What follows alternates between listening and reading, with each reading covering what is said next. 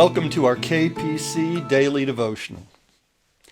Let's read from the Epistle to the Hebrews in chapter 12, starting at verse 3.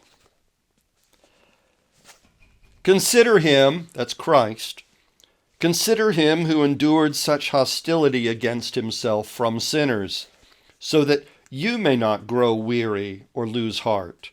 In your struggle against sin, you have not yet resisted to the point of shedding your blood.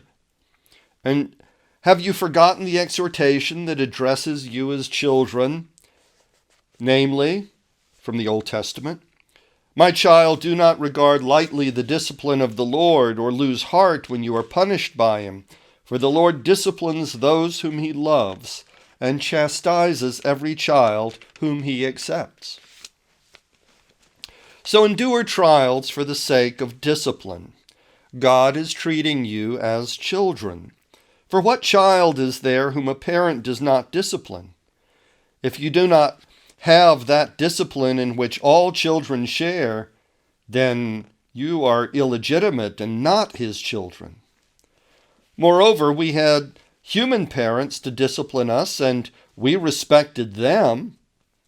Should we not be even more willing to be subject to the Father of spirits and live?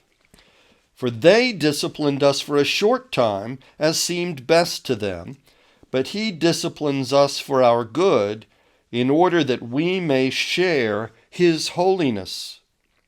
Now, discipline always seems painful rather than pleasant at the time, but later it yields the peaceful fruit of righteousness to those who have been trained by it.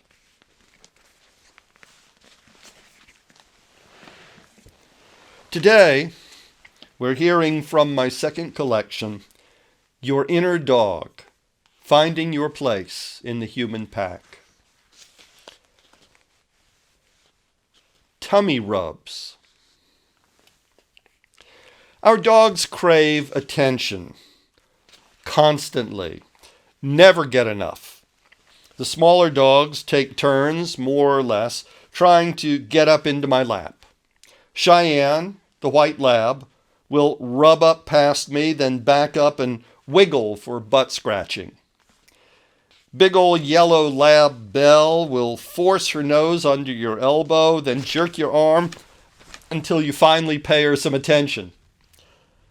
Of course, when one starts, they all want to get in on the action. They all urgently want attention right now, and all at the same time. Each dog has a favorite way to get petted. Behind the ears, or on the flank, at the base of the tail, or under the chin. My old Schnauzer Barkley loved rug rubbing. Roll him on his back on a firm nap rug. Slide him up and back, side to side, until he is faint with ecstasy. Big Bell, young Schnauzer Cullen, and new wire-haired Dachshund Duncan all love tummy rubs.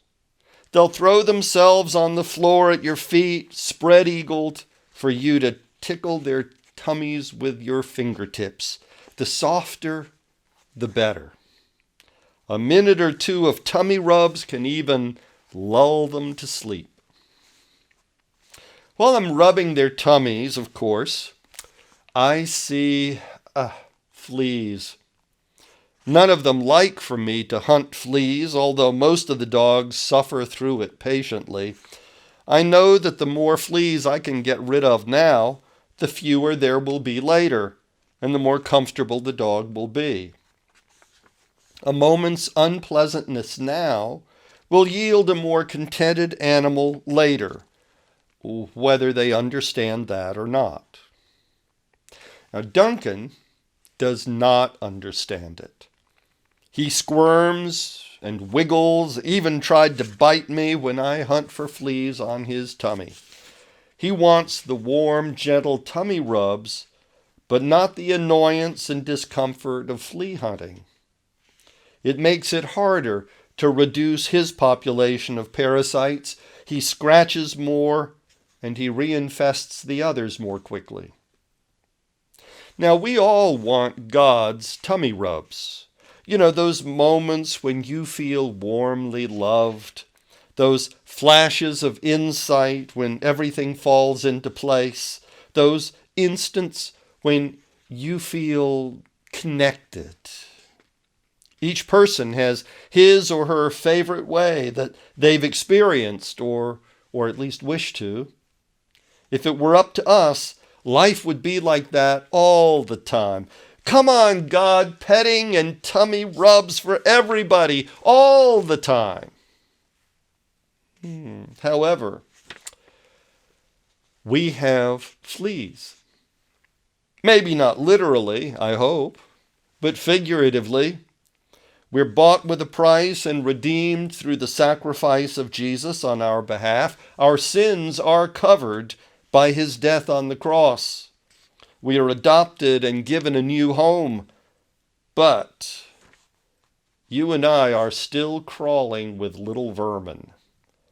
You know, there are things in our personalities, in our thinking and feeling, our doings and our sayings that irritate and itch.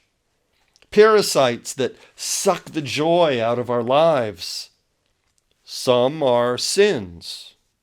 Some just bad habits.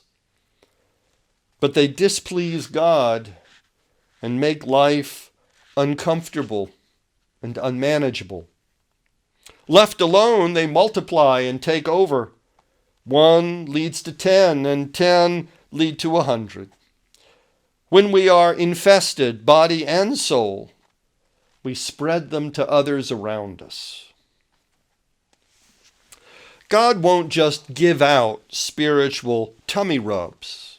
He also hunts fleas, eradicates those little blood-sucking sins and selfish habits whenever they poke their heads out. We need it, but we don't like it. At best, we patiently tolerate it. At worst, we squirm and snap like Duncan. In the Epistle to the Hebrews, chapter 12, we're encouraged to endure trials for the sake of discipline. God is treating you like his children. For the moment, all discipline seems painful rather than pleasant, but later it yields the peaceful fruit of righteousness to those who have been trained by it. You see, for now, God is chasing down your fleas. He stirs them up and hunts them down on the move. Picks off one here and another there. Sometimes it pinches. Every now and then he'll give you a little tummy rub to reassure you that he does care and he is doing what's best for you. For the time being, an awful lot of what we experience in this life may be unpleasant. But when we accept it, if not gratefully, at least long-sufferingly, when we accept it from the hand of God, later it yields the peace and contentment of a cleansed and upright heart. After all, the less fleas there are, the less time God has to spend hunting them, and the more time there is for tummy rubs. Sounds to me like a pretty good trade-off. I wish you a blessed day ahead. Goodbye.